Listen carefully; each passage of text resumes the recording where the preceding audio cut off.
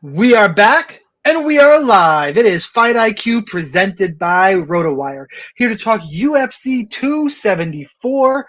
Well, I mean, we had two title fights. Now we got 1.5 title fights to talk about. Charles Oliveira, he is no longer the UFC lightweight champion. He will be trying to keep Justin Gaethje from becoming the undisputed UFC lightweight champion. In their fight, Oliveira misses weight. We'll talk about more about that in a second. The co-main event, the other title fight, Rose Namajunas and Carla Esparza 2, which I think is important to talk about when we get there. I'm your host of the show. I am the Daily Fantasy Sniper. With me, as always, is Chris Olson. You can find him on Twitter at Chris Olson. And Joe Sunsu is not with us. He is in Vegas for the Canelo Alvarez fight. I cannot say I'm not jealous of that, but more than capable replacement that we've had on the show before. Welcome to our guy Uncle Wheezy, who you can find on Twitter at Uncle Wheezy MMA. Guys, what's going on?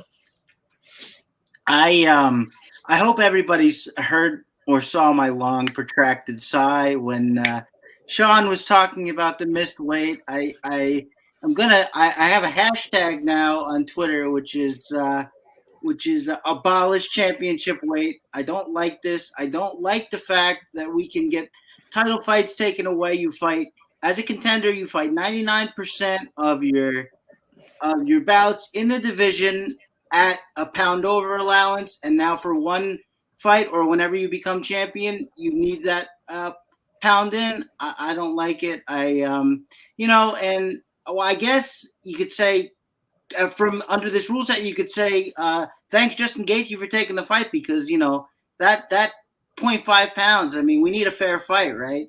Guy taking his life in his hands. Come on, you signed the contract at 55. Hit the weight. Otherwise, lightweight is 56. Look, I get it. It's a pound. Is it? Are we splitting hairs? Yes, but this is what we agreed. This is what he agreed to, and this is what the rules. And you know what's real messed up? Yeah, Charles Oliveira has had weight issues before at featherweight. Yeah. What are you doing? What's happening? I just want some consistency. Either make everybody throw championship weight, which they would never do because you'd never have fights on weight, or make everybody the pound over. Just give me consistency, and then we'll have more fights going off, and everybody would like. I can't imagine anybody is happy about this development. And from what I understand on Twitter, the UFC is basically judge and jury of these things. So, fudge the rules a little bit. I don't know. I think the commission's got a little bit to do with it. The last thing I'll mention on this is that I like John Anik. I was saying before we started, I like John Anik's take and tweet the most. I love John Anik. I am a John Anik mark. But why are we all not using digital scales? I don't know. What was 2022? We have the technology. Just get in the scale, read the number, and we don't need this thing going on. So anyway, me and Chris have been arguing as normal. We got to get to our guest, who I am excited to have back, because I have caught, and I know the first time you were on Uncle Wheezy, I admitted to you I had never watched the show because I try and purposely tune everybody else's opinion out because I want to have my own. And sometimes I'm not done till Friday. I have caught MMA by the numbers, and being a math nerd, I appreciate the show. So I'm excited to have you back now, knowing more about your style and show. So welcome, and thanks for filling in for Joe, who's off. He's probably loaded right now. Oh, I'm sure he is, and why wouldn't he be? I mean, being out in Vegas, watching some fights, he's got to be having a good time. I know the man works hard, so he should enjoy his vacation, and he should get shit-faced. I mean, why not? But I'm ready to talk about all 15 of these fights. I'm really fired up for this card. It's really unfortunate what happened at the top of it, but it shouldn't take all the shine off of the amazing fights that we've got from number 1 to number 14 here. And at least Carla and Rose both made weight. And somebody was saying on Twitter, and I think that this could be really interesting, and it's something we're going to have to be prepared for tomorrow as DFS players, is what if Charlie Oliveira just decides, you know what, I'm feeling a little bit sick, but maybe I could come back and defend my title next week or the week after, because sometimes fighters have to pull out less than 24 hours before a fight. like with some sickness. I mean, Ilir Latifi just a couple of weeks ago. I mean, it happens every other card. If Chuck Olives is going to be playing chess while everyone's playing checkers, I would come up with some diarrhea tonight. Yeah, he's catching enough shit from fighters and people though. That's a calculated risk. That is a calculated risk. I mean, I get it. But but check it out. Like Chris was just talking about the rules, right? Everybody else gets to weigh in at 146. I got to weigh in at 145. I know this is at 55, but the rules also say if I get sick before the night before a fight that I can maybe reschedule it a week or two down the road, and then he would still be champion. Yeah, just do what Chase Sherman did and bang your toe. Yeah. Is that what Chase did? That was another. I don't know. That was Joe's comment. They didn't elaborate, but anyway. Yeah. Thanks for having me on, guys. I'm fired up to break down this card. It's a really good one. Absolutely. And we got a lot to talk. We got 15 fights, and I got some. I already have some zingers in here because there are some very make funnable characters on this card. And I personally, I can't wait. Before we dig into the card, I have to remind everybody to go to rotowire.com/free for a 10-day free trial to all their premium content. No credit card required. And I would argue even more importantly, sorry, RotoWire, I love you guys, but more importantly, like, comment, subscribe to the podcast on iTunes and YouTube, especially if you're here. Guys in chat, welcome. Fire anything away you want to have us talk about. I don't know how far off the rails we'll go. I really shouldn't say that, but there are 15 fights where we should try and stay focused a little, unless we're having a good time, and then I'll go grab a beer. That being said, let's kick it off with a name that I have to check and make sure I'm right every time I look at it. It is Fernie Garcia at 8,600, taking on Journey Newson at 7,600. Line on this fight as of right now. Line's actually closed a little bit. You got a little bit of DraftKings odds on Newson early. He's only plus 115. Garcia is minus 135. I'm looking across other books. There's Newson's as close as plus 105, depending on the book you are looking at. You know what? Let's start with the guest, Uncle Wheezy. What do you have on our curtain jerker of a massive 15-fight card? It's an interesting fight from a DFS perspective because this guy Garcia, when you watch the regional scene footage on him, he wrestles a lot. And as we know, if you're playing DraftKings, you love wrestlers, especially if they're not particularly great at holding their guys down, but can get them back to the mat. He might be a really sneaky play because this is, he's only won a Contender Series fight here. Not a lot of people know who he is. It's a 15-fight card that's very top heavy with a lot of names that people recognize. So, and then Journey Newson's very explosive. I mean, the guy's got serious knockout power, crazy kicks, big power in his hands, and some really good Brazilian jiu-jitsu. I think that this fight is pretty decent odds actually to finish inside the distance. They're both pretty good at what they do, but Fernie Garcia at least is probably the more likely one to win by decision. And he's never been finished, though. And Newson's definitely got some power. He's got some really good Brazilian jiu-jitsu. I think it's an interesting fight if you're looking to get different, to own both sides of, man. And Garcia in particular, really good wrestler. And Journey Newson, 0 for 3 on stopping takedowns thus far in the UFC. Chris, who you got? Yeah, I agree with Wheezy here. I think that Journey Newsom, it's tough for me to pick him until he sort of rounds out his game on the feet. The jiu-jitsu is all well and good. We have another fight like this coming up, and I'll say here that I unless it's a really specific circumstance, I don't look to pick fighters to win fights off of their back. I think it's just too slim a margin most of the time. I think that's the case here. I think the wrestling is going to play here, as we said. Only 3 attempts, but they were all successful. So make of that what you will. And the only real win, which I think has been overturned at this point. Speaking of overturned things and rules, which was the knockout of Domingo Parlate, which was he was always a real defensive liability. I don't get that sense here. So. Yeah, I think this could be one of those where 15 fights, but you're going to want to take a look at this one because wrestling plays, and if you have a fighter who can't stop the takedown, the takedowns, the strikes, the control time, it all adds up. So, I'm taking Fergie? What is Fernie. for the Fernie. yeah. I agree with the guys for the most part. I do think Fernie wins the fight. The problem here for me is, and there have been a lot of early fighters on optimal lineups as of late. We've had some big scores early, and you're looking like I have 10%. Oh shit. Um, and that could happen to me here. I've been luckily I've had a good couple of weeks loading up early. I'm going to be underweight on Fernie, and it's not so much because I don't think he wins. I obviously do. My problem, and I'll just the people right around him. I got Tracy Cortez, Charles Oliveira, Blagoy Ivanov. One of those may surprise you that I'm high on, but I think I'm going to be over on all three of them. And just there's only so much you can do, so I'll probably be under on Fernie Garcia. I do think he wins though. Next fight up, we have Lupe Godinez, 9,000, taking on Ariane Carnelossi, who is ripped with no cardio. It's like me if I put on one of those T-shirts with muscles on them. She's at 7,200. Line on this fight, Lupe is minus 170. Carnelossi is, everything just broke on me. What in the world? Plus 150 in that range while I fix best fight odds and hit refresh. While I do that, Chris, who do you have in this fight? Yeah, well, speaking of wrestlers, you're gonna want Lupe for this one. She's the kind of grappler you really want. She's aggressive.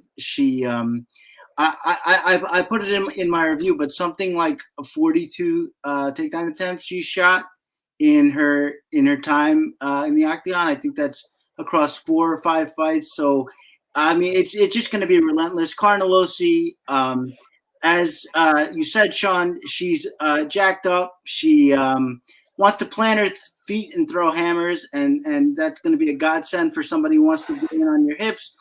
She played the wrestler against Estela Nunes out of necessity, really, but I think Godinez is going to be the one taking control of things here. I don't think Carnelossi is going to be able to stop it. I think this can really be a nice rinse and repeat with some nice ground strikes there. And I like Lupe Godinez a whole lot, so she's going to be a strong pick for me in this one. I'll insert real quick here. I'm also Godinez. I think she wrestles. It is a matter of risk reward and salary when you're picking a big favorite, but I do think she wins the fight. Uncle Wheezy? Yeah, I'm on Godinez to win the fight here, but I think it's going to be a banger, and I actually think it's going to be pretty close. Carnelossi's the conditioning on Carnelossi for somebody that's as yoked as she is really good. I was very surprised how well she fought in the third round against Angie Hill, how well she came out looking in the second round against Na Liang, which was a crazy paced first round, and she came out and Liang was already completely dead, and Carnelossi was just getting started.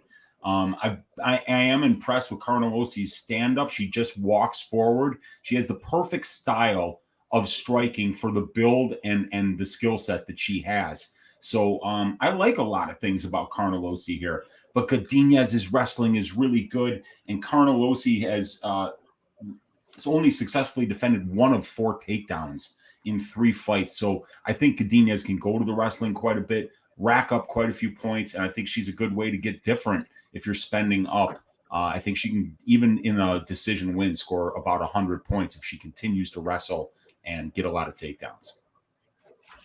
All right, next fight up, Cleetson Rodriguez, 9,400, take it on CJ Vergara, who is at 6,800.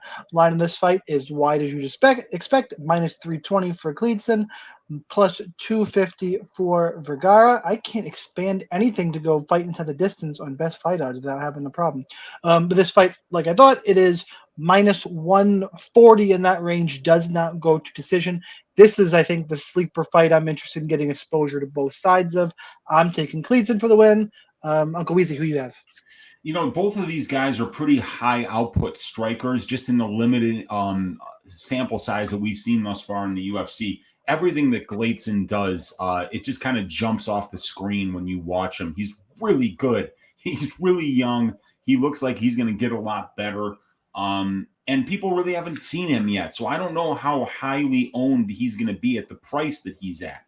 Vergara, I think, is lacking in a little bit of his skill set here in order to be able to handle somebody like Cleetson, who's as well-rounded and polished as he is at this age. I think Cleetson should probably cruise here, but I don't think he's finishing CJ. CJ's really tough, and I think that CJ is not a bad punt option at the salary that he's at, and Cleetson could be a good way to get different in DFS, and I think he's got some upside here, but we haven't seen him wrestle much, so I don't know, how high the ceiling would be in a decision win. Chris, who you got? Yeah, I agree. I think that I'm not going to have a lot of Cleetson here, although I do think he wins. He's extremely explosive, and he's fun to watch. But Vergara he surprised me defensively. He's good about not going back in straight lines. He'll always cut that corner and find his way back to the center of the cage. So I like him defensively. I think that and never been knocked out if memory serves. So that's something too. I think Cleetson, he will wrestle, but most of his wrestling I saw in the regional scene was more like trips that he would hit when other fighters would try to wrestle him and try to, stop whatever onslaught was coming back. So I think this could be like a three rounds of a decisive win for Cleetson. Maybe he hurts Stings Vergara a couple times. I don't see the finish coming though, and 9,400 with 15 fights. It's too much for me. I might take a couple of passing shots at Vergara just because, but I do think he's again decently defensively responsible and a pretty solid kickboxer in his own right. Not nearly as athletic or explosive as somebody like Cleetson, but Cleetson just too expensive for me. I'm going to be on the low owned train here. All right, next fight up. Tracy Cortez, 8,700, taking on Melissa Gatto at 7,500. A line on this fight. Excuse me. Tracy Cortez minus 140. It is close. It's odd value on Gatto at plus 120. I still like Cortez. I like the wrestling here quite a bit. I think this is that rinse and repeat potential spot for me. I like Cortez, though, in this fight. I'm actually considering betting. Well, I said rinse and repeat. Part of me thinks she's going to get a sub here. I call it a gut feeling. Maybe I've been looking at her Twitter and Instagram way too long, but I like Tracy Cortez here to potentially get a finish. Chris, you're up first this one. So who said Joe wasn't here this week? I got to channel him in spirit. I know. But I agree with. It's a solid Instagram page. I believe it.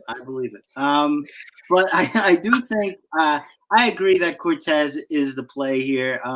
As I alluded to earlier, I don't like picking fights where the path to victory is a sub off the back. Having said that, Gatto has a really, really active guard.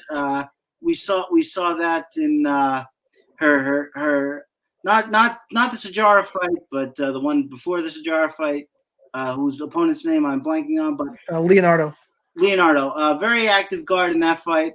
But the other thing about that, it's a double-edged sword because the fighters who are really active off their back, that means they're comfortable staying there and trying to get the sub, and that means more potential for control time, more potential for ground strikes, more potential to stay on bottom. And but does that really matter as long as you look over and see Sal D'Amato scribbling notes? Does it really matter?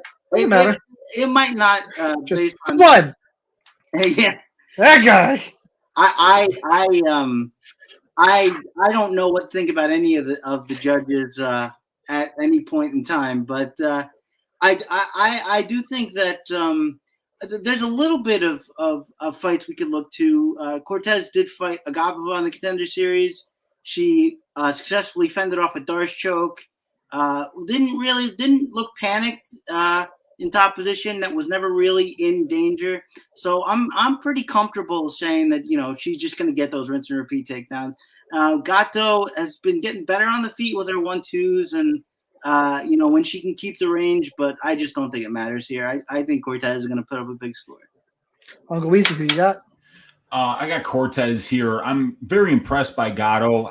She's her striking has improved by leaps and bounds since after that 3-year break that she took. The striking looked completely different in the Leonardo fight than it had the pre-Leonardo fight.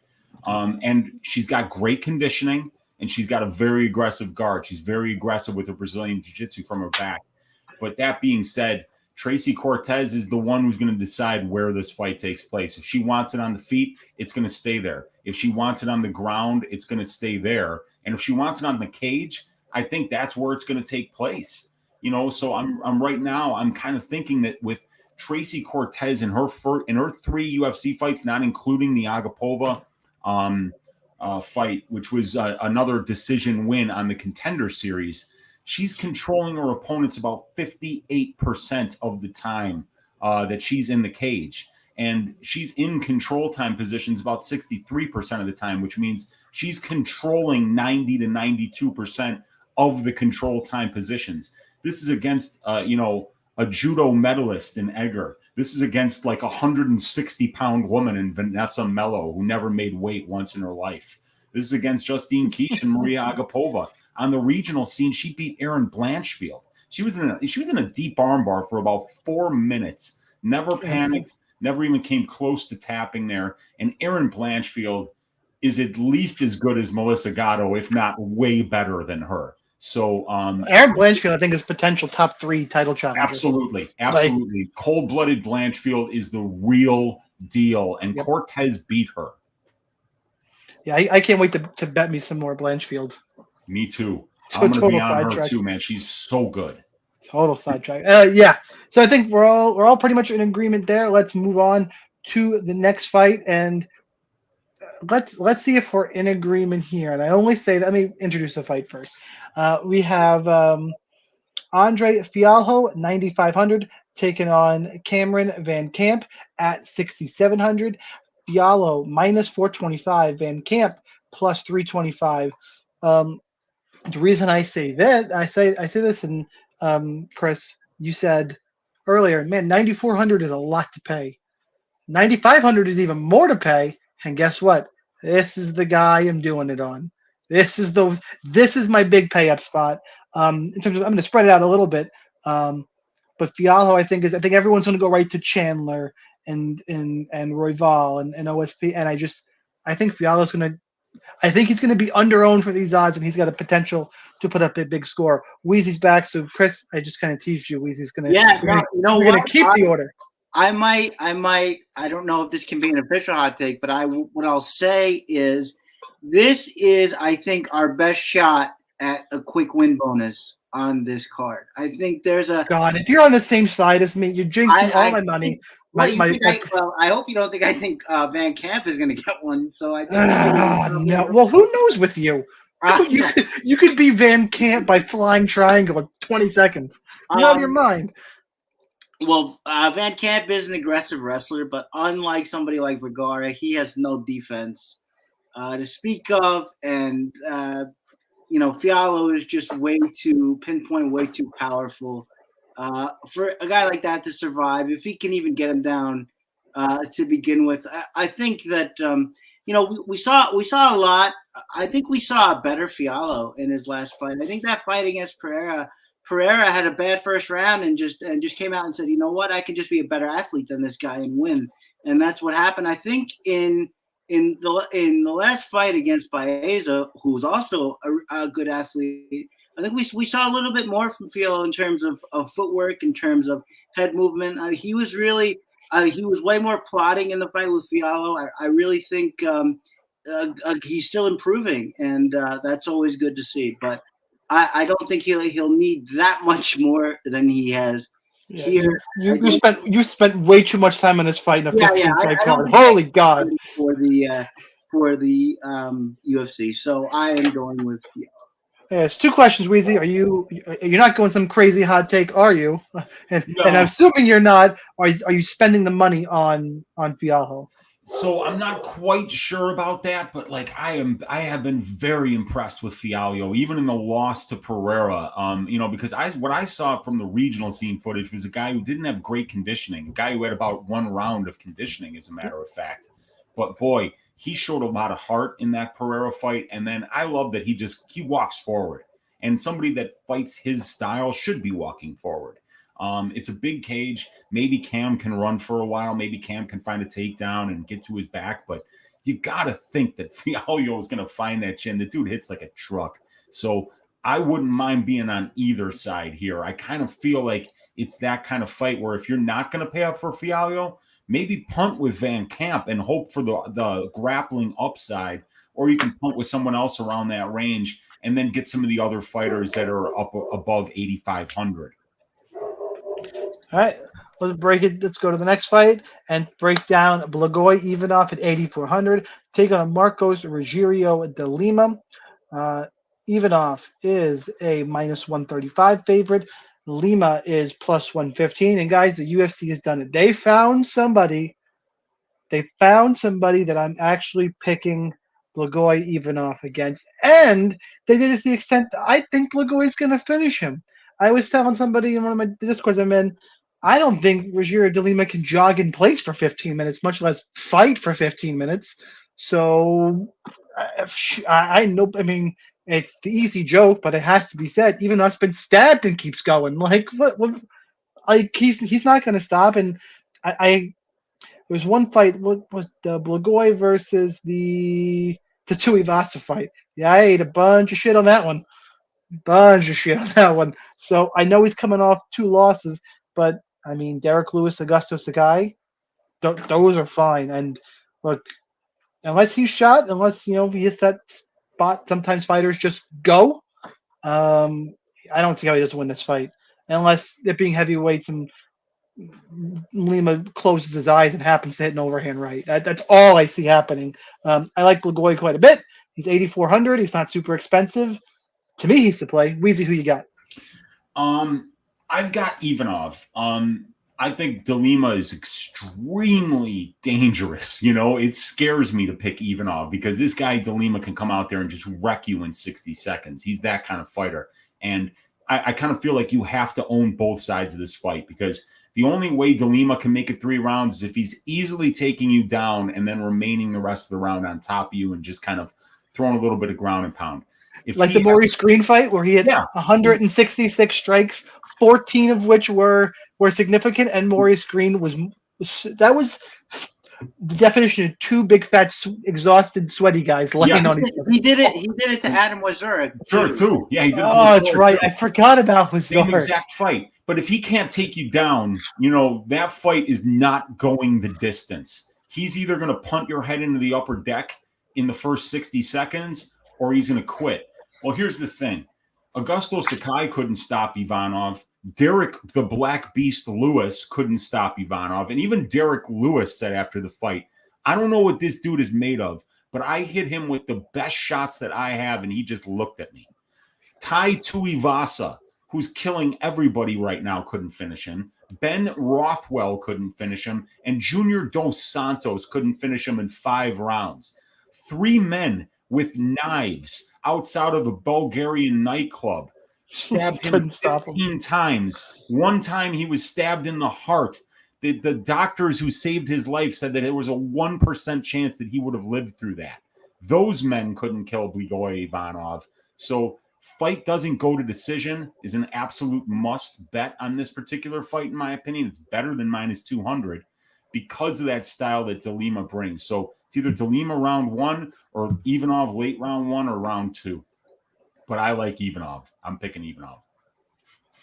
Chris.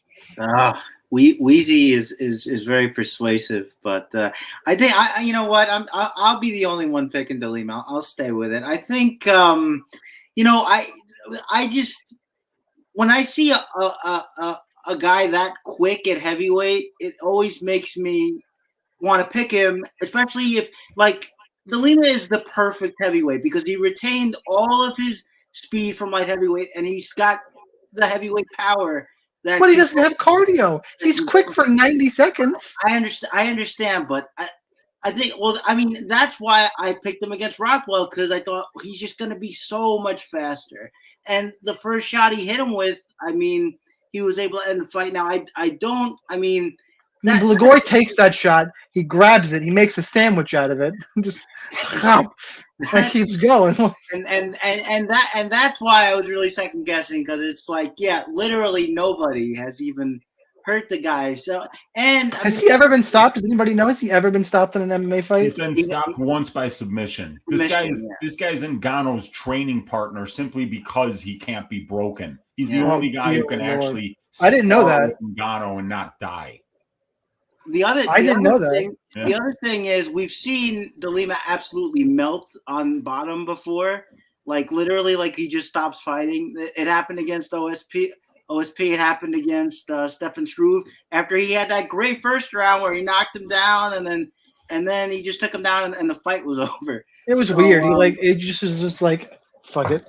Yeah, he just he looked like I can equate it to somebody else in this card, and I still love talking shit about the guy. It reminded me of Oliveira under Paul Felder.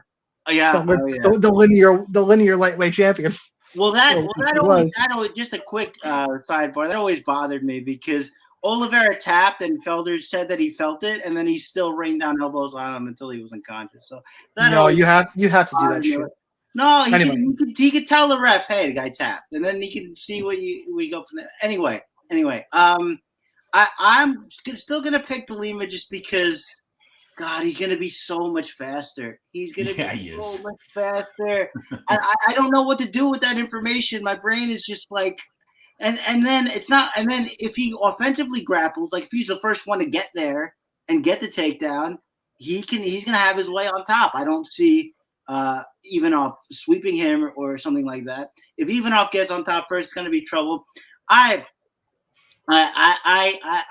Upon reflection, I don't like this fight very much anymore. But I'm going to stay with my initial prediction because I'm all about jumping on grenades this week, especially as we get to the main card, as you'll see. But jumping on grenades. What are we in college? Is my turn at the bar? Let's go. That's my job. But, no, I used to jump on Irish car bombs, but that's it. No, you don't get. We'll talk after the show. I'll explain that reference to you. Okay, fair enough. But yeah. So I mean, this could go really horrible for me in a lot of different ways. But yeah, I'm still picking De Lima. Brandon Royval, 9,300, taking on Matt Schnell at 6,900. Royval is minus 265. Schnell is plus 215. I don't know how Matt Schnell has all of a sudden seemingly developed a chin. I know he was finished by Pantoja, but I mean, not 5 years ago, I would have told you a gust of wind would knock the guy out. And here he is. He's rattled off, I think he's 5-2 in his last 7 fights, and his losses are to guys who are, I would argue, top 5 of the division easy in Bontorin and Pantoja. I'm high on Bontorin and Pantoja.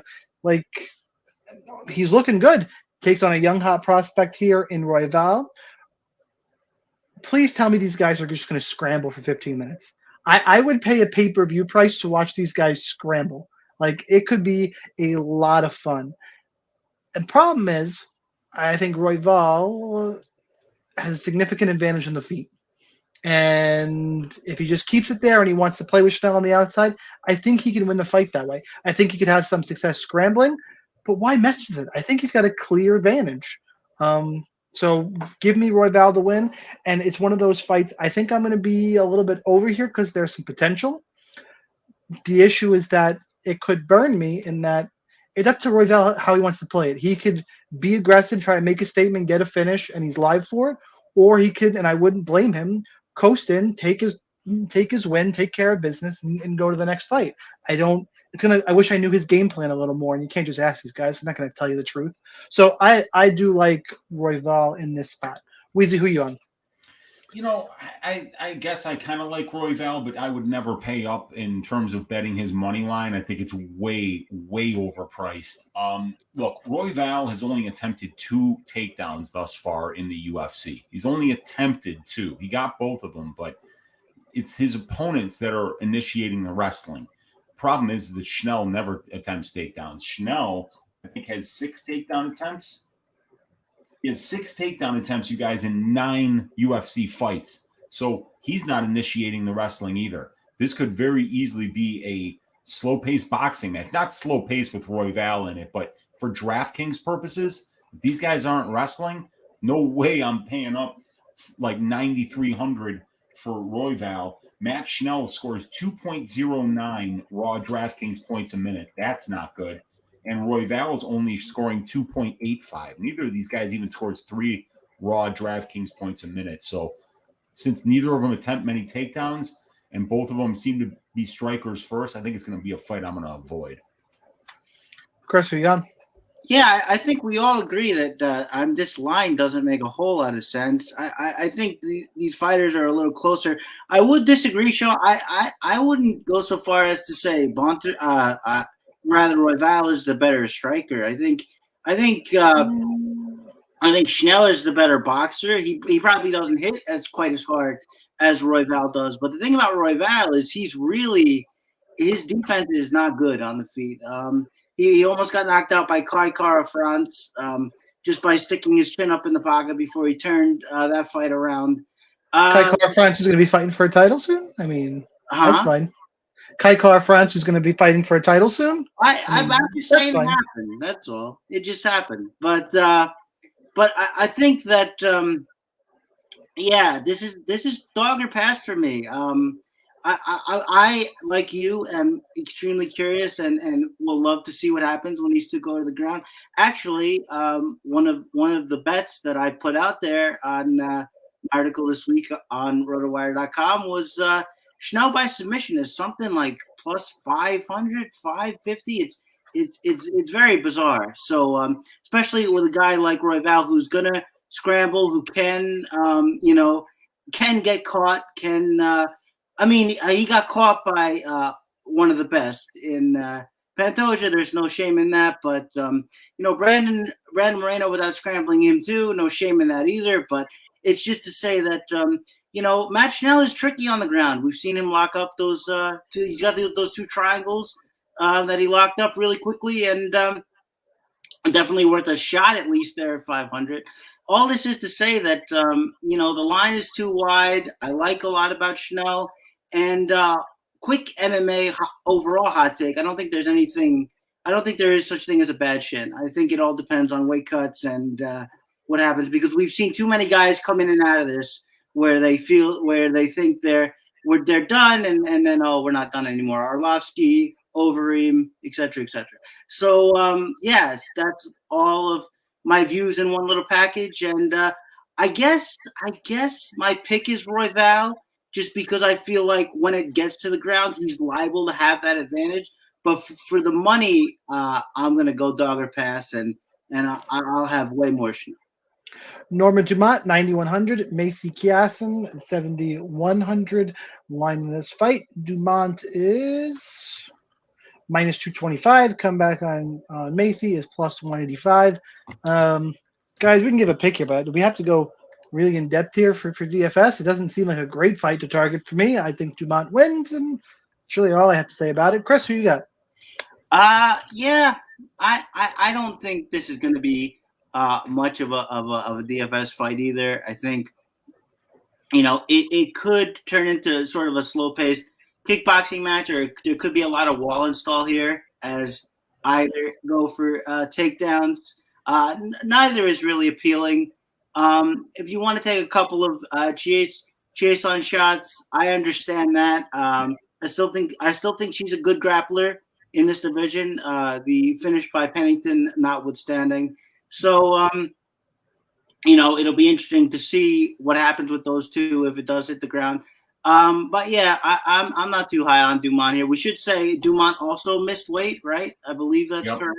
Yep. And I'm not really. We'll get to it in the main event, but I'm not really sure how we quantify that whole thing. Like I'm not a person who would ever change a pick based on a weight miss. That's not really my thing. But yeah, for this fight, I'm just gonna go Chisan for the price and the fact that I don't think it's gonna move the needle very much on DFS points. Wheezy, who you got?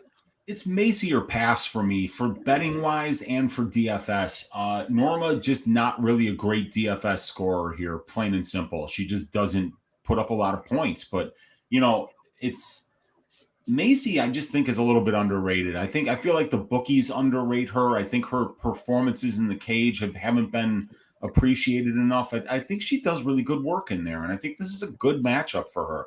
I think betting wise, she's worth a money line look, and I think she's worth a good punt for DFS. She's what does she cost this week? 7,100, 72? Yep.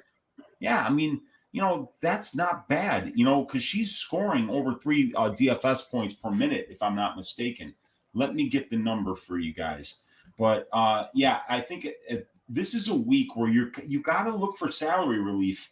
And Macy is one of the people that can bring it to you. And she's scoring just under 4 DraftKings points a minute, 3.89. So in a 15-minute fight where she loses a decision at that rate, she's scoring almost 60 points. So I think it's a fantastic punt for this week. I think don't forget about Macy Chiasson if you're looking for salary relief in DFS. Next fight up, Francisco Masaranduba, Trinaldo, 8,200, taking on Danny Roberts, Hot Chocolate. He's 8,000 line on this fight. Minus 115 for Danny Roberts, minus 105. Trinaldo in the comeback. It's a pick 'em pretty much across the board. Really close fight. What's interesting is that I think Trinaldo wins a close fight, and regardless, he's the only one I want to play because I don't see Danny Roberts finishing Trinaldo, but I could see Trinaldo catching Roberts and finishing. I think Trinaldo is way more likely to put up 110 than Danny Roberts. That's just my take on the fight. This is odd number fight or even number fight. Wheezy, you're up first. I kind of feel like if this fight's a pick 'em, that the bookies are telling you that Trinaldo's the better fighter who's fought the better brand of competition. Because, Trinaldo's 43, and that's what we know of. If the guy was 50, would you be surprised? Yeah, I wouldn't be.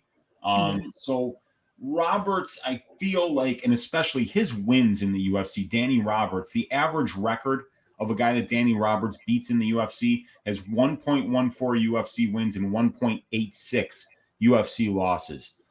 Trinaldo's fought the better brand of competition. He's beaten the better brand of competition. He's lost to the better brand of competition. He's more well-rounded, even in my opinion. He's a guy who's gotten 20 takedowns in 24 fights. I think that I'm staying away from this one for DFS purposes. I'm leaning Trinaldo, but Danny Roberts, if he wants to do anything in the UFC, he has to win this fight. He has to beat the 43-year-old man to take the next step. So you got to believe that if there's one guy who probably wants this more, it's Roberts. But for me, I'm just staying away. Yeah, I don't know. When you're old, you still get hungry. The early bird special. That's true. That's true. Chris, you move down to Florida, man. He'd fit right in. I have to say, as somebody who started in DFS with baseball and advanced stats, I am loving the MMA advanced stats from Wheezy here. I love all this stuff. Another way to look at it, and definitely some edge there, as I'm sure most people aren't looking at that. So definitely, if you haven't checked out Wheezy's YouTube channel, his breakdowns, definitely get on that, folks. Good stuff. As far as this fight goes, I think it's a passer. They both just work too slowly for me. Danny Roberts, I'm not sure what happened to him. Chris Olsen, ladies and gentlemen, hates old people. That is a disclaimer. Right. Yes, but no, I can remember Danny Roberts being the slick boxer who put together combinations. Now it's just like he steps in the pocket and just throws these big winging shots, and I'm wondering where the slick boxer went. The win against Emeev is nice. I didn't actually think he won that fight. He had a good third round. I like his work in the clinch. I feel like that's a new wrinkle from him that we haven't really seen before. But these guys just work too slowly for me. We have seen Robert just get blitzed with single strikes before. That has happened. Masaranduba hits hard. So if you're looking for an angle, that might be the one. But as far as the work on the ground, I think Danny Roberts is a little bit better scrambler than I think people would give him credit for. Remember that fight against Claudio Silva, where he got subbed ultimately, but really made that fight really close on the ground. So I think there it might be. I wouldn't want to say a wash because Masaranduba is the better grappler, but I think he can handle himself there. And so Yeah, I'm gonna be staying away from this one mostly. I know everybody is 44 years old. When are the wheels gonna fall off? Maybe it's this time. If you want to take a shot on Roberts, under that logic, I couldn't blame you. But yeah, it's gonna be mostly pass from me. All right, next fight up, Chaos Williams, 8,300, taking on Randy Brown at 7,900. Chaos is is minus 120. Comeback on Randy Brown is plus 100.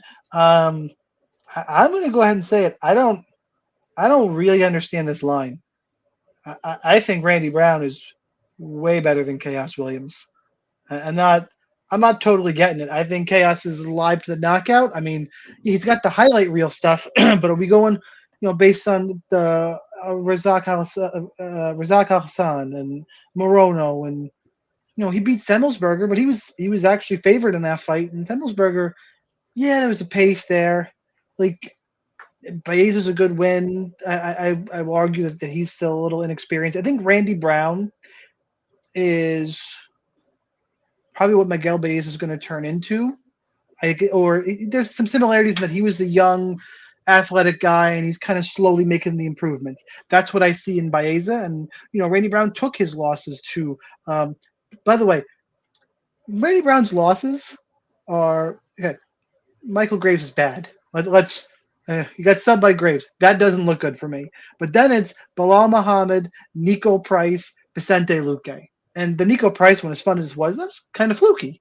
I Yeah. mean, it happened, but look, and he's got solid wins. The last fight out against Gooden, I rate Gooden pretty well. Look, I think Rude Boy is more athletic. I think he has more ways to win. I think he could take down Chaos Williams if he wanted to in this fight, if he's not liking the way it's going on the feet. I think Chaos is kind of limited to the knockout here, unless he's able to use his movement really, really well. Like, I would say he's probably the more technical striker still. My problem with that is that Randy Brown's so much more athletic in my mind, that he's going to be able to close down and get to where he wants to. I think the athleticism is a big, big issue here. So I like Randy Brown. I was surprised that Randy Brown wasn't like a minus 140, minus 150 favorite when I saw it. And the only thing I come up with is everybody knows the knockouts from Chaos Williams. So that being said, you can't fade Chaos because he does have crazy freakish power, and he can win you a slate. So I'm not going to fade him, but I'm going to have more Randy Brown. This fight is Chris. You're up first. Yeah, there's something about Randy Brown lately that really is bothering me, and it's how he reacts to leg kicks. It just hasn't been going well.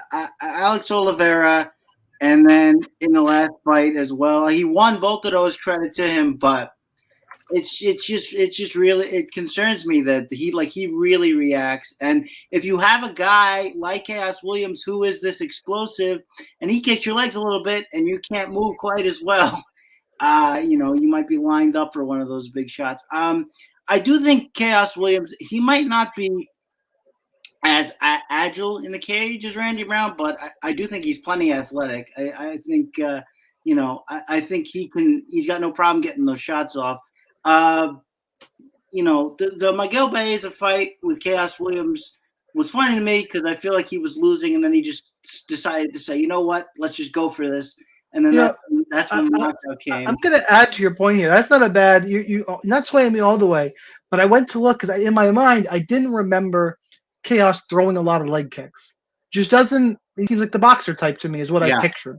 But I went to UFC stats, and his last two fights, he's landed a combined 49 leg kicks. Yeah. That's like, I did not think he worked the legs that much. That's a little concerning to my pick, quite honestly. I didn't realize he. So when you put it all together, I mean, Randy Brown. I mean, I like the grappling, but I don't really see Randy Brown as the finisher unless this goes to the ground. Then I think you have a little bit more going. But yeah, I don't know. I think there's enough flags for me here that I'm going to flip a coin and say that not really flip the coin, but I'll say I think Chaos Williams is more dangerous in the phase that this fight is most likely to take place in. So I'm going to have to stick with that, and I'm going Chaos Williams. Wheezy. Yeah, I've got a bet on Chaos Williams here at minus 125. I got way earlier in the week, and then the line kind of moved against me here. I like what Chaos does. I love the low leg kicks. I love the fact that he counters in combination. I love the fact that he drowns his opponents in volume. Chaos Williams throws 12.98 significant strike attempts per minute, and Chaos Williams' opponents throw 6.72. So I've noticed that Chaos will go first, and I also noticed that when he's not going first, not only is he countering hard, but he's countering in combination. If Randy Brown throws one straight right at him, he's going to come back with 5 hooks, and he has got an excellent chin. You look at the guys that he's been in there with. Alex Morono, not so much, but Abdul Razak Al Hassan, Michelle Pereira, Matthew Semmelsberger, Miguel Baeza, those guys all have crazy power, and he's just lasting in there and taking those guys' best shots. So I think it's kind of a bad matchup for Randy Brown. That being said, I am a big fan of Randy Brown. He's very difficult to deal with. 6'3", 78-inch reach. Great straight punches that come straight down the pipe. And if you go to the ground with this guy, because he's so long, he can put you in a lot of bad spots that a lot of other fighters couldn't at this weight class. So I think the line is right about where it should be, but I think Chaos is going to surprise some people with his ability to be able to win minutes on the feet, and he's been able to keep his fights on the feet 89% of the time that he's been in the UFC cage. So even though Randy Brown does get takedowns at a 44% clip, he's only landed 7 takedowns in 12 fights. I don't think he wins enough minutes on the ground here to win this fight, so I'm going to go with Chaos Williams. As Chaos Williams he's defended. He's a 50% takedown defense. He defended 1 against Baeza. Semmelsberger never shot. Pereira, 2 for 2. Pereira got 1. He got 2, according to the UFC stats anyway. Oh, okay. Oh, he defended 1 against Baeza, you're saying. Okay. Yeah, defended 1 against Baeza. Yeah. Nothing against Razak, and then that means Morono was. And if Pereira didn't get those takedowns, he loses that fight, because I thought Chaos won the first and the second round in that fight. I didn't even agree. I think Chaos could be 5-0 easily. Yeah. And you know what? Pereira didn't get his back with 3 seconds left in the second round. I think he did win that fight. I have to admit, I need to go rewatch this a little bit, because the amount that Chaos throws to the legs is concerning. I did not. Are we going to Sean twist his thumb? I don't know if it's ever happened. I'm a big Randy Brown guy, but I have to admit that the leg kicks they are a concern. Yeah. Follow me on Twitter for updated thoughts tomorrow morning. All right, next fight up. We're finally at the main card, almost an hour in. Holy God, it's a lot of fights. Yeah. Speaking of holy God, it's a lot of fights. Donald Cerrone, 8,800, taking on Joe Lozon at 7,400. Line on this fight, Cowboys minus 190, Lozon is plus 160. Dana White says the loser of this fight is going to ride off into the sunset. They're not. These guys are fighters. They're you may not employ them, but they're not. Neither one of these guys are done fighting after this. Bare knuckle, here we come for someone. They're just not. Maybe. I mean, Cowboy likes to kick. Joe, I could see Lozon going bare knuckle fighting. I could see any of that stuff. Anyway, you know where I could see Cerrone landing? I could see Cerrone landing at PFL. I could totally see him in PFL. Anyway, I think Cerrone wins. More weapons. I think the kicks here are going to be a factor. I don't think Lozon's going to be able to take down Cowboy. Probably his best bet. Little concerned with the waning durability I saw from Joe Lozon. Look, when you get knocked out by Chris Gritzmacher, I have concerns, immediate and very large concerns. So I'm on Cerrone here. Wheezy, who you got? Yeah, I'm on Cerrone, but I think it's a great fight to own both sides of in DFS because it's so likely to finish inside the distance, in my opinion. I think it's even more likely than what the line says. You know, after this fight happens, you guys, when you add up the amount of pro fights that Cerrone and Lozon will have after this fight happens, it's 99. I mean, you want to talk about shop worn. You want to talk about the chances that one of these guys just kind of looks for the door the second things go bad. I think it's pretty high, actually. I think this fight finishes inside the distance. I think it's either Lozon very early or Cerrone second round. own both sides. I'm picking Cerrone to win, but with very little confidence because both of these guys are frankly, past their prime. Chris, who you got? So another bet that I think is way off the mark is Joe Lozon finishing by knockout at plus 550. That makes no sense in the context of this matchup. But the reason I'm picking Lozon here is pretty simple. Joe Lozon still looks like Joe Lozon. Donald Cerrone don't look like Donald Cerrone anymore. Even when Lozon loses, he still does what Joe Lozon does, which is come forward, throw strikes, try to get in his opponent's face, and try to take them down. Donald Cerrone, he used to be a slow starter. He didn't even start in the Alex Morono fight. It was just him looking for the perfect shot, maybe looking for a body kick, throwing a head kick sometimes, and just getting overwhelmed. Joe Lozon could easily do that to him. And I think he will. I have to pick it. I think Lozon can get starched, and I don't like to do MMA math, but you're going to. I'm kind of going to, because I need to say, when is the last time that Cerrone did anything as impressive? Jonathan Pierce is looking like maybe a potential contender in this division, and Joe Lozon destroyed him. I mean, it was nasty. He had him in the half Nelson on the ground, and then he was punching him in the face. Yeah. Nobody should have to go through that amount of punishment. And Joe Lozon did it. He's going to be as aggressive as ever. I think Cerrone's just going to get caught in the storm here. If he doesn't, we've seen, I think it was the Stevie Ray fight where Lozon just destroyed him for 2 rounds and got so tired that he got finished. That could happen. I think the gas tank is probably on the side of Cowboy, but I can't.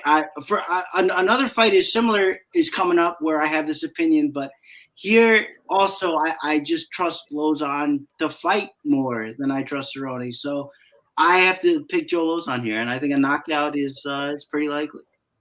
I mean, I can't hate on anything. Who knows? I mean, this fight probably does end. So, while I'm on Cerrone, I can't poo-poo too much on Chris for that one. I want to though. Well, we have one coming up where you probably will, so don't worry. You'll get your I have my hot take still coming. Vince St. Peru at 9,200 taking on the ghost of Mauricio Shogun Hua at 7,000. Line in this fight, OSP is, where is it? Damn you, best fight odds. Minus 250, Hua plus 200. I wish there was a OSP by Von Prue choke, because I could totally see that happening here with some desperation shot from Shogun Hua or something crazy. And don't say he can't be subbed in weird ways. The man was guillotined by the greatest undefeated fighter of all time in Chael Sonnen. So that's some crazy, like, he can get crazy subbed. Absolutely. He's 1 million years old. Look, OSP, if Mauricio Shogun Hua finds a way to beat OSP, like, just retire. Right off into the sunset. Minus 50 seems close to me. I mean, I'm sorry. Age is a factor. And Mauricio Shogun Hua, I wish him and Trinaldo were in the same weight class, because they could fight each other and I'd watch. This is bad. I like OSP, obviously, quite a bit in this one. He's my pick. He's the play. Wheezy, you're up first. Yeah, actually, Ovin St. Preux is only a year younger than Mauricio Shogun Hua, and he's got not in fight years. Actually, he's got one more professional fight than Shogun Hua, and he's got 2 more UFC fights. So Shogun's been doing this longer, but it's actually Ovin St. Preux who has more minutes in the cage, more fights, and more UFC fights. These guys are both shop worn, and Ovin St. Preux had a football career prior to being a mixed martial artist. So look, I'm staying way away from this fight. And look, I would never, ever lay juice on Ovin St. Preux. Ever. I wouldn't do it against me. I wouldn't be like, nah, laying minus 150 against Wheezy. Nah, man, no thanks. I'll pass. Okay. So I'm not touching this fight because I feel the same way you guys do about Hua. But there's one thing that we can all agree on about Shogun Hua over his career. When you think he's washed, he shows up And when you think he's unbeatable, he looks like trash. And what do we think right now? We think he's washed. And everybody's forgetting that he's just a little bit older than Ovin St. Preux. And everyone forgets that Ovin St. Preux is kind of not good. I'm telling you guys, he's not good. You look at the numbers for this guy, he's a great wrestler who's gotten 15 takedowns in 24 UFC fights. Let me repeat that. This is a guy who fucking submits people on the ground with chokes, and he doesn't even attempt takedowns, much less get them. Well, he doesn't have to when Okami just lays under him and says, "Please, sir, please jump." That was funny. I remember saying, "Are you kidding me, Yushin Okami? Did you actually just put yourself into the Von Flu?" That was great. That was great. It's like he didn't even tap. I don't even think he knew. I don't even think he watched tape on Ovin St. Preux. I really don't. I mean, it's unbelievable. But my rant there is to tell you guys, please just stay away. For DFS purposes, I get it if you're on either side. Don't bet this fight, though. Fair enough. I will say, actually, looking at my exposures as of right now, I have more Shogun than I have OSP. Yeah, I would agree with that just because, I mean, like, he could show up. I'm telling you, he could show up. In that Paul Craig fight, everybody thought he was done. That fight was a 15-minute war that went to a draw. My jaw was on the ground. I was all over Paul Craig that night. I couldn't believe that Mauricio Shogun actually showed up for a fight. I'm telling you, it happens when you least expect it. Chris, what you got? I not to quote myself too heavily, but in my review for this fight, my DFS / betting review, I wrote that you have to go back a long way to find an OSP win that doesn't look like an accident. And I stand by it. I mean, it's not even just the Von Flu choke. Go back to Tyson Pedro where he's winning the entire fight and decides to try to take OSP down. OSP falls on top of him and then it finds an armbar. It just keeps happening like that. Even in the knockout he got against who was it? Menafield. Menafield. That fight was terrible until the coaches must have been like, just go after him. He charged in, and OSP so long, all he had to do was stick out a fist, and it hit him in the chin, and that was the end of it. Look, as I alluded to, this is a similar dynamic as the last one, where one guy is going to come and fight, and I can't trust the other guy to do that. I think OSP is still going to come and try to get in his face, and look, I always go back to the Ben Rothwell fight with OSP, where he's got every advantage imaginable. He's way faster. He's way longer. Every time he touched him, he hurt him. Yeah. And he lost the fight because he threw like 5 strikes around. He's so bad. It was ridiculous. Yeah. And I can't put myself through that again. DFS player, I implore you not to put yourself through it. This is a long-winded way of saying, yeah, I'm picking Shogun here, and I fully acknowledge that OSP is powerful enough to finish Shogun. Yeah, I just don't know if he's going to throw punches. So, and you certainly, as Wheezy said, you certainly can't trust him to get takedowns. So he doesn't need to throw a punch and just fall into a Von Flu. Yeah, that probably is his best chance, his best path to victory. At this let's move on. I'm cutting you off. We're going to the next fight. We got Shogun pride. Yeah. Tony Ferguson, big underdog, 6,600. Michael Chandler is 9,600. Line in this fight, Michael Chandler is minus 350. Ferguson's plus 270. My favorite line of the week is that Michael Chandler has more adopted kids than he has UFC wins, since he adopted his second child recently. And for as joking as that is, I mean, there's some truth there. I mean, it is the truth. Look, everyone thinking Tony Ferguson is washed. Yeah, he probably is, but Michael Chandler can be just as hurt. We've seen him hurt. We've seen him hurt bad in each of the last 2 fights and finish. He looked good against Oliveira. Tony Ferguson, everyone's at this, the mental image of he's lost 3 straight, but it's Gaethje, Oliveira, and Dariush. Like, again, And remember the beating he took against Justin Gaethje, and that fight got stopped in the 5th round.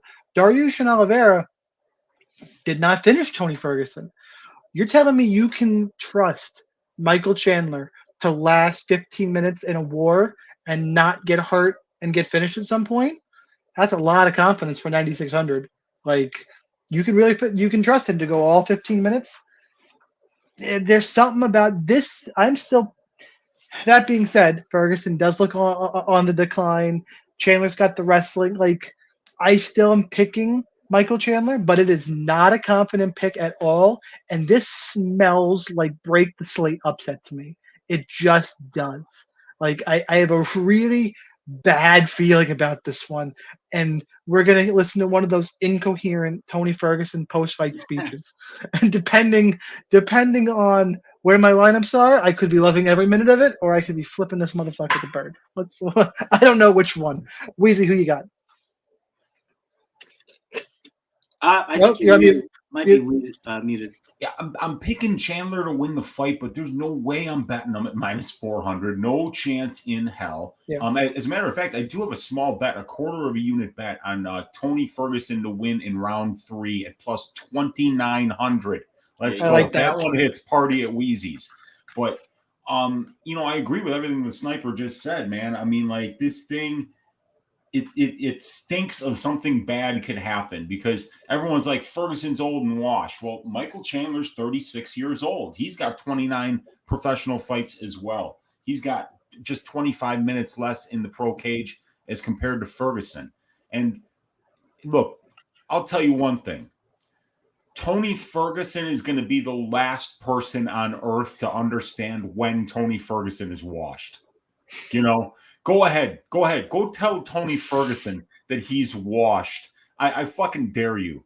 That guy was born to do this, and he will be the last person to believe in himself. And I think that he believes in himself. I think he believes he can win this fight. I think, he trusts his chin still.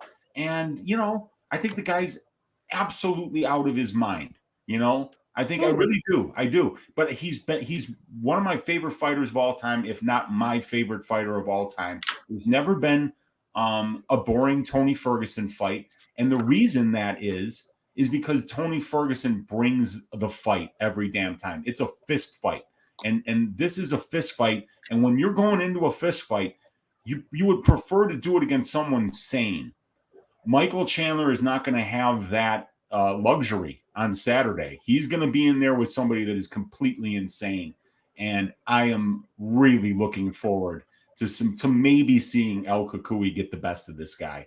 Not counting on it. I've got a very, very small bet on it, but I don't think Tony Ferguson is a bad punt because the guy's legendary durability will probably get you at least 15 minutes of action, even if it isn't a loss. Chris, who's going to give up first on Tony Ferguson? Tony Ferguson himself or the voices in his head? Well, hopefully for him, the voices in his head. Guy finds that would be good for him. But look, this is a weird fight because 2 or 3 years ago, I picked Tony Ferguson all day to win this fight. Stay in his face, take the shots, get him tired. Could definitely see. And look, it's not totally out of the question that could still happen, but it's way less likely. And I want to say this much is that we're all talking about, well, can Chandler get hurt and can this happen on the feet?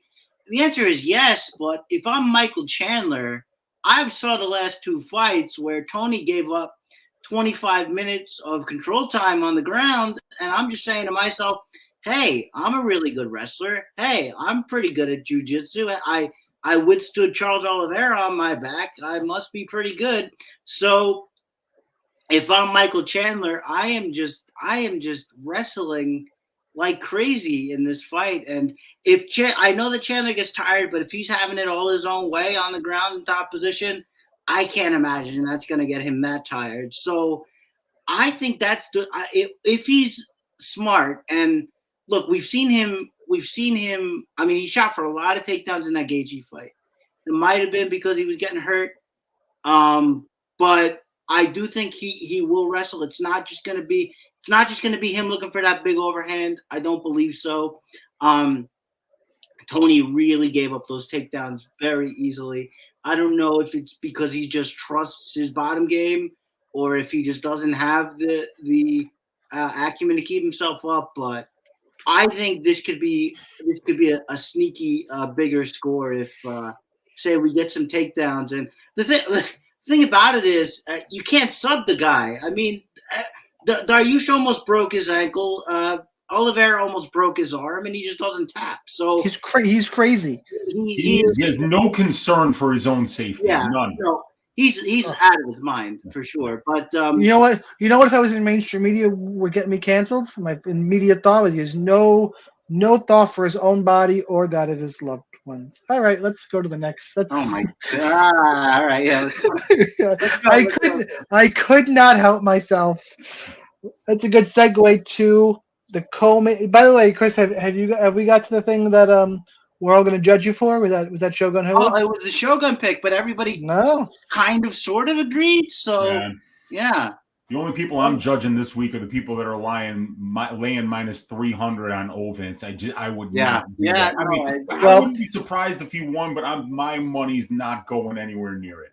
Let's see if we can change your guys' mind. Rose Namajunas 8,900, Carla Esparza 7,300. Line on this fight. Rose is minus 225. Carla is plus 185. We do know this is the second time they fought. I meant to pull it up. Yes, I know it's a long time ago. I just want to pull up exactly when it was. It was 2014 Ultimate Fighter finale when they crowned the first 115-pound champion, Carla, who was then immediately fed to Joanna, who just wasn't on the show for whatever reason. Look, Rose Namajunas has had legendary fights. The wars, the two fights against Andrade, the knockout of Wei Li. She's 51% takedown defense, guys. She's 51% takedown defense against Carla Esparza, who was getting better. Can all of a sudden, not that she's a great striker, but she can strike. She's not like she used to be. She's not deficient on the feet. She beat up what was the fight where I started watching it? It was a while ago. How long ago was the Claudia Gadelha fight? Was that a while ago? That was over 5 fights ago. Yeah, but I remember it was 3 or 4 years before that though. She'd been in the UFC. It was 6 fights into her UFC career, and her striking had looked terrible. And she lost the Gadelha fight. But I remember watching her boxing in the Gadelha fight, going, she's getting better. She's definitely getting better. And then she lost to Tatiana Suarez, who that's a whole different story because Tatiana, minus the injuries, is the champion right now and a dominant one. And then since that fight, she's rattled off 5 straight. And Yan Xiaonan is good. Marina, and she bloodied Yan up. Marina Rodriguez is solid. Alexa Grasso's had some big wins. Virna is underrated. I think that this is the nightmare matchup for Rose. Rose has excelled in the fights against Zhang, who wants to strike, and Joanna, obviously, who wants to strike. Andrade, was able to get her down a few times. The problem is that Andrade's a muscle takedown. Esparza can wrestle. I think the wrestler is just a nightmare for Rose. Carla Esparza, in my mind, is about to be a 2-time UFC champion. I think she pulls this off against Rose. I think she lands a bunch of takedowns, and part of me actually, for whatever reason, thinks she's going to finish Rose on the ground. I think this is Carla's time. I could be wrong. Every second this fight is at range is a problem because while Carla is better, she still has some holes defensively. We've seen Rose with the big KOs before. It's a freak kind of power she has at 115, in terms of finding these knockouts. This line is too wide for me, and I think it's a little bit of public perception. I think the implied probability that the line suggests is too wide, but Vegas has to put it there because money's going to come in on Rose. The public anyway, is betting Rose. It's one of those, I want to see the sharp money versus public money for this. I'd be really interested in what that comes back in. For me, though, I'm all about Esparza in this matchup, especially all the way down at 7,300. Probably one of my favorite DK plays on the card as an underdog. Chris, start us Yes. off. Go main. Okay, so I don't entirely disagree, especially with the line being a little too wide. But what I will say with regards to the takedowns is yes, she can be taken down, but look at what happens when she gets taken down. Weili Zhang got her 5 times, only 3:37 of control time through 5 takedowns. She's really active off her back. She's good at scrambling. Look, Jessica Andrade couldn't even get a minute of control time in either fight. You let me get on top of you, and then you let a wrestler get on top of you, Sure. and tell me what's different. Show, first of all. And Yeah, second of all, you wish Carla Esparza would be on top of you. You would never get Well, up, but you would just be willing. well, I don't know if I would have any say in the matter, but that's another story. But the point is to say that look, she's scrambling enough and she's active enough and she's concentrated on getting back to her feet enough, and that's really been a big part of her game since at least the first Andrade fight where we saw that that little tick up with the Kimura, which worked well until it didn't. But that is to say that at least she has that as a focus, and you can see it. I think that the length is going to be a problem as far as this is out at range. With her frame, Rose is really good at staying behind the jab now specifically, and I just think that even if the takedowns come, Esparza is not going to be able to do too much with them.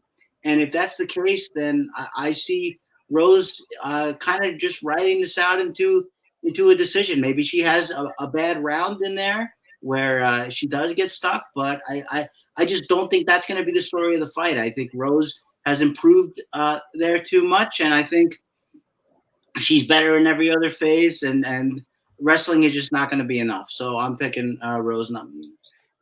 Wheezy. Yeah. So okay, I think I'm going to go with Carla here, but I think it's going to be a very close fight. But there are some stats that we kind of need to pay attention to here.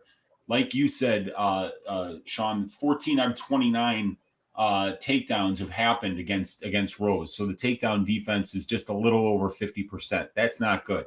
But the get-up game is good. She's getting controlled about a minute per takedown that she does yield. So, but the problem is, in her very first fight against Carla Esparza, 7 takedown attempts. Carla got 5 of them. And then in the next 5, 6, 7, 8, 9, 10 fights, right, up until the rematch with Weili Zhang, in those 10 fights, you know how many takedown attempts Rose saw against her? 11. Okay? She's going to see 11 takedowns by the third round, 11 takedown attempts by the third round of this fight. This is not a style that Rose is used to seeing. And a lot of times when you are determining whether a fighter is going to win with a grappling heavy game plan, you have to look at 2 factors. One, the fighter that's going to win with that game plan, they have to have a commitment to the wrestling. There's nothing worse than watching a wrestler sit on the outside and try to win points boxing while they're losing and they won't shoot takedowns. One of the most maddening things as an MMA gambler. The second thing is you'd like to see that the opponent that you're expecting to lose via grappling isn't seeing a lot of grappling. You don't want to see them with a lot of matches against good grapplers where they're stopping takedowns, where they're getting back up when they get taken down. We're not seeing this out of Rose. There's no evidence to suggest that if Carla starts taking her down early, that she's not going to continue to have success throughout the fight, because we can't find any fight in Carla Esparza, in Rose Namajunas' UFC career where she's ever stopped more than 6 takedowns. And that was in the last fight where she still was taken down 5 of 11 times. That's 11 takedowns in 11 takedown attempts in 25 minutes. Look, Carla Esparza has attempted 113 takedowns in her UFC tenure. She's attempting more than 9 per fight. This one's going to be a 25-minute fight, and she usually only fights for 15 minutes. I just think that this is going to be a matchup where Rose is going to have a very difficult time being able to be comfortable. And by comfortable, I mean striking at range. Carla Esparza's fights are taking place in control time positions more than 50% of the time over a huge sample size, and she's attempting 113 takedowns. So I am liking for DraftKings the Esparza side, and I like the plus money on Esparza. I like Esparza by decision at plus 250. I think that those are all great ways to play this fight. By the way, not asking Esparza to get tired.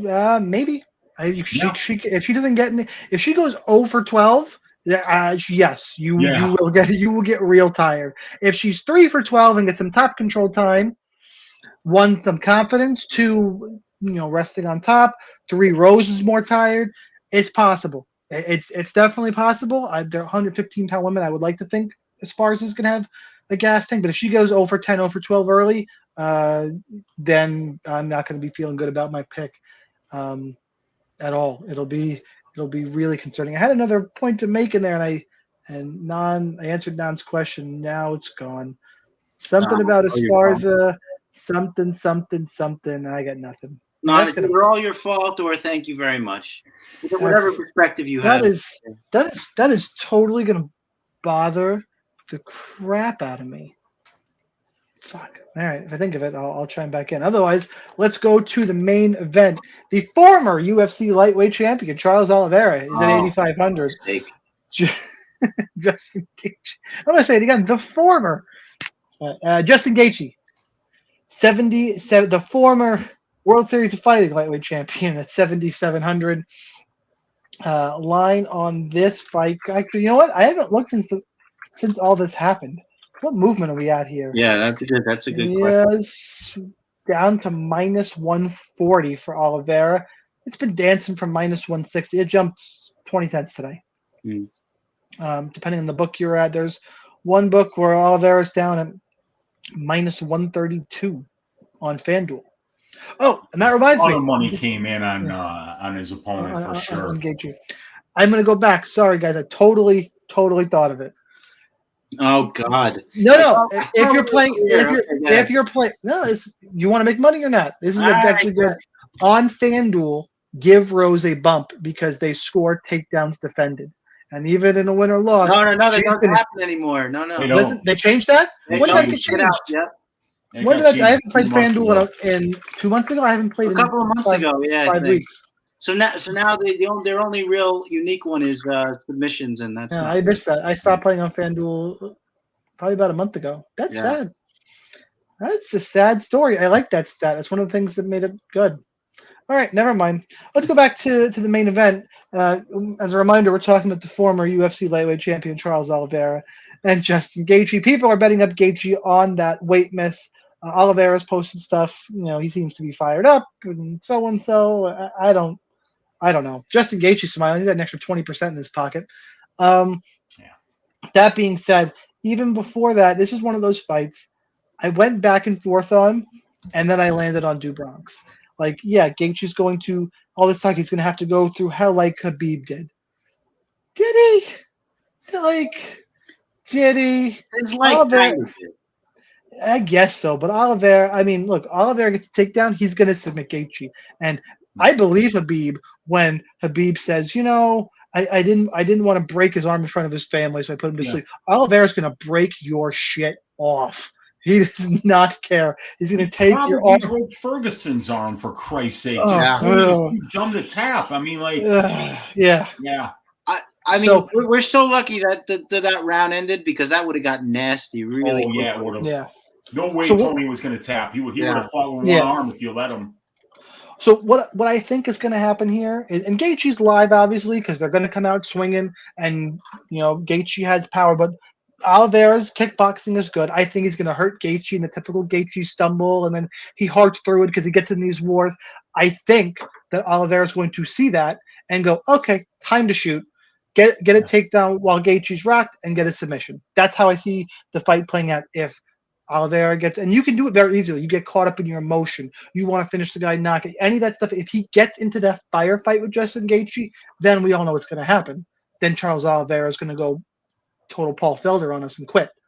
Paul Felder against Oliveira. He's going to just, either he'll quit and then, I don't want to be in this war, or his body's going to quit. He's going to wake up to Herb Dean waving over him. Oliveira is smart. He wins this fight. I think Gaethje's a little bit overrated because of how fun he is. And I love the guy because he's super fun. And not that he's not, his wins to get to the top, though, Tony Ferguson, who you know what Tony Ferguson is now, the crazy Chandler fight was a great fight.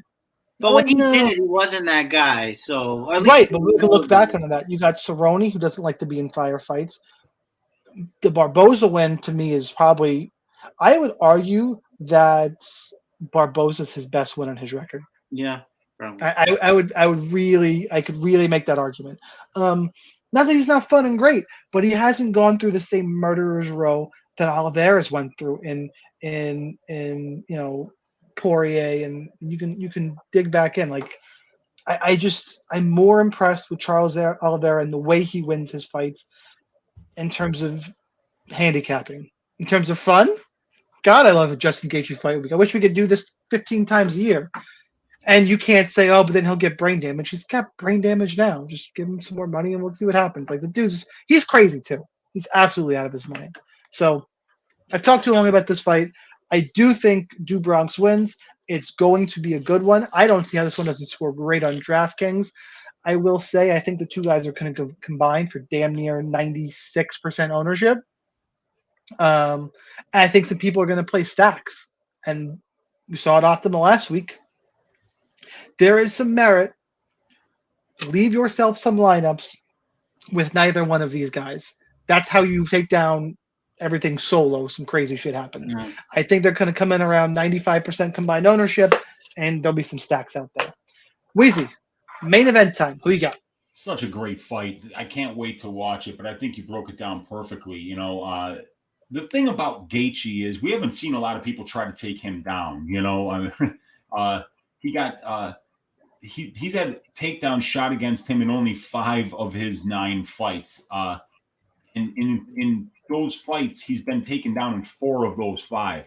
The only guy who was unable to take him down was Dustin Poirier, who was 0 of 5 on the takedowns. So you got to believe if Charles gets him down, this is a different kind of fight. Justin Gaethje's fights thus far in the UFC have taken place at striking range 95% of the time. You want to know what percentage of Charles Oliveira's fights? 29 of them in the UFC have taken place at striking range. It's like 42%. This guy's in control time positions for or against about 58% of the time. That's terrifying. And the thing that people get wrong sometimes about somebody as high level on the ground as Oliveira is, they're saying, well, Gaethje's got a D1 background. Oliveira might not be able to take him down. Oliveira doesn't have to take him down. He can get a scramble. He could take your back standing. He could pull guard. Pulling guard is the easiest thing to do. And Charles Oliveira would not be stupid to do that against Justin Gaethje. It's a bad thing to do in MMA fights, except unless you're Charles Oliveira. I mean, like, he's the only guy to submit Darren Elkins, and he did it so fast. Elkins has never been submitted by anybody since. This guy is next level on the ground. I think if he fights smart, we're going to see that gigantic in a hole in Gaethje's game, which we all know exists, and we're willing to admit it. We saw him on the ground against Khabib. He looked lost. Yeah. And Charles is just as good on the ground. He's better at certain things than Khabib, and he's not as good as other things as Khabib. But let's face it, you don't want to be on the ground with either one of those guys. Wish we got to see that fight. Yeah, that's the one that he's not the champion anymore, but I was always hopeful that if he won enough, Khabib would be like, okay, I got to come back and fight. I know, man. I know. And like him beating Gaethje isn't going to be enough for Khabib to come back and try to go 30-0. So I do believe that Oliveira still wins this fight. I think that Gaethje's just got too big of a hole in his ground game to survive this guy. Well, since Oliveira can't make 55 anymore, let's bump him in there against Kamaru Usman. Yes. Good call. Or we could do. You know what? we give Oliveira, can't make 55. You got these old guys. Why don't we have? I need a fourth person. Let's have a Walt. Since welterweight is so thin, Usman's better than everybody. He's beaten Colby, the only contender. Let's dig up some fossils here. Let's go. Usman, Oliveira, Habib, GSP in a 4-man tournament. Take all my money. Take all of it, Dana. Here's I paid $200 for that card. Yeah. Sign me up, Dana. All right. That'd be awesome. Sidetrack. Chris, main event. Who do you have? Okay, so I agree with basically everybody's point so far. And to Wheezy's point, Oliveira does have 2 standing back take rear naked chokes. One he just got against Dustin. The other one he got against Will Brooks a couple of years ago. Yep. So that's a very real possibility. There's something about this fight, and I am picking Charles Oliveira to get that out of the way, but we cannot overlook the fact that Oliveira gets hurt. He got knocked down against Dustin Poirier. He got knocked down against Charles Oliveira. David Tamer hurt him when the two of them fought. He just gets hurt a lot, and Gaethje's a guy who hurts people. I think that the takedowns are going to be probably hard to get initially if he can't go another route. But once he gets it, I'll go as far to say is if he gets one entanglement, Gaethje's not going to get back up. Like, it's that level of dominance on the ground. And for Habib, it was just, okay, you're kicking my leg a little bit too much. It's time to submit you now. Like, I felt like that's how that fight went, where he was just like, okay, enough of this. Because right before he shot, he took a really bad leg kick. And you get the feeling that if he took a few more, it wouldn't have gone so well for him. But he had that in his back pocket. And I think Oliveira is going to do much the same thing. I can't get it out of my head that Gaethje could knock him out here. That's a very real possibility. I think even more real than it usually is in a Justin Gaethje fight, which is already pretty high. But there's too much. There's just too much of a disparity, and I really love the adjustment that Oliveira made in the Poirier fight, which is to get in close and land those knees to the body and really stay really chest to chest as often as possible. I think that's going to be key for him here as well, and I hope he does it. I'm taking Oliveira, and like the rest of us, I can't wait to see it. It's going to be awesome. All right, hot takes time, guys. In chat, we got a couple of you in here. Hot takes, something unexpected you think will happen. While everybody thinks about it, I'm going to do 2 things. First, make sure you go to rotowire.com/free for a 10-day free trial to all their premium content, no credit card required. Like, comment, subscribe to the podcast on YouTube, iTunes, RotoWire MMA, wherever you can. We appreciate it. And then we got a couple of questions that came in from the last couple of fights. Did someone actually sabotage the scale? I think there's a real possibility. We talked about this a little in the beginning. I think it's a real possibility. Why aren't we on digital scales? Not sabotage, but I think human error. I don't think it was, people are dumb. Did the scale poke Chucky in the eye? No, the scale did not poke Chucky in the eye because the scale is the UFC lightweight champion, so that would have been a DQ. That's a clean KO here. Sniper is getting an Asian bantamweight tournament at 4 a.m. instead. What? Yeah, they're talking about the you wanted the St. Pierre, the good tournament. And they're like, no, you're not getting that. What you're going to get is a 1 championship tournament at 4 a.m. that you're no interest in watching. You know what? If I have insomnia that night, whatever. It's better than watching reruns. Any fear of Carla never seeing the championship rounds? Yeah, if she goes over 12 on those goes over 12 on those takedowns and gets sloppy, Rose can finish her. Absolutely. Sure. That's missing information that we don't have about her. Yep. So you should be concerned about it if you're on the Carla side. Absolutely. Yep. All right, hot take. We'll do Nans Gatto round 1 TKO or sub. TKO or sub. I think the TKO part of that would get you a lot more money there. No? You're a terrible person picking against Tracy Cortez. Yeah, you go to her Instagram and you think about what you did, sir. All right, hot takes. Who's got one locked and loaded? Well, I went over it, but either the Lozon knockout or the Schnell sub. Both of those are plus 500 or above. So, and I think I think Schnell sub. I think those lines are way off for that much. I think that both of those are very real possibilities. I favor the Lauzon knockout over the Schnell sub because I actually think the Lauzon knockout happens. I think the Schnell sub is more of a possibility, but one that I think is very live. So I'll take 2 this week. There you go. Man, even off. I mean, Elliot just took mine. Straight up, just took it. I let him have it. Put it up. Even off on the optimal. That was literally where I was going. You know what? So, I could see it. That's totally that fight in general. That's now you got to scramble. Wheezy, you got one ready while I scramble for another? You know what? I'm going to say Ovin St. Preux loses by knockout to Mauricio Shogun. Dear God. Like, that's my hot take. Is that there's just nothing special about this guy. And I'm going to, just because everybody expects Shogun to be completely done, the only thing that I can say is that this guy's going to look better than ever. He's going to turn back the clock and get himself back into the championship rankings here with just a spectacular win over Ovins. Yeah. That is messed up, sir. That works. I'll try and find a quick one here. Damn, I'm really mad about that. Man, Elliot, you really rug pulled. Really? No, he just threw me off because I didn't think anybody else was gonna say that. No, that's not a hot take. That's not a hot take. You guys got me worried about Randy Brown now. You pieces of garbage. Can I do 60-second bonus call for Andre Fialho? Yeah, sure. Yeah, go ahead. That'll be our 60-second bonus for the night. Guys, it was fun. Wheezy, thanks again for jumping in for Joe. Absolutely. Great anytime. Show. Anybody to talk numbers with, give me a call. You got me on Twitter, although I'm sure I'll be vastly overmatched. Chris, I mean, it's nice to see you, I guess, buddy. Yeah, whatever. Take it or leave it. No, we got a little bit of teaser. I'm going to be next month normal. I'm going to be in Vegas for International Fight Week.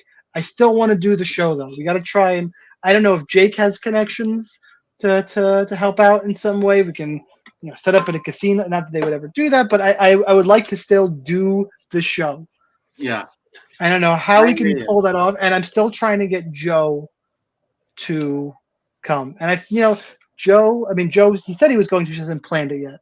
But then if you could make your way out there for International Fight Week, maybe we can do a whole show from out there. Maybe it won't be live, but I think you need to come out for International Fight Week. Anybody else in chat? I am going to be out there.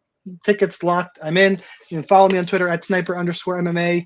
Slide my DMs. I'm probably going to try and get an MMA Twitter get-together with Joe kind of scheduled. I'll be there for the Fan Expo and all that stuff. So shoot me a message if you're interested. I have a couple people I'm already planning on meeting up with. So should be a good time. Sorry for the extra long outro. Guys, enjoy your fights. Good luck in your contests. Anybody who wins the big money, make sure to give us a shout out and spend it wisely. $200K on the line on DraftKings. Good luck, guys. See you next time. All right. Thanks, everybody.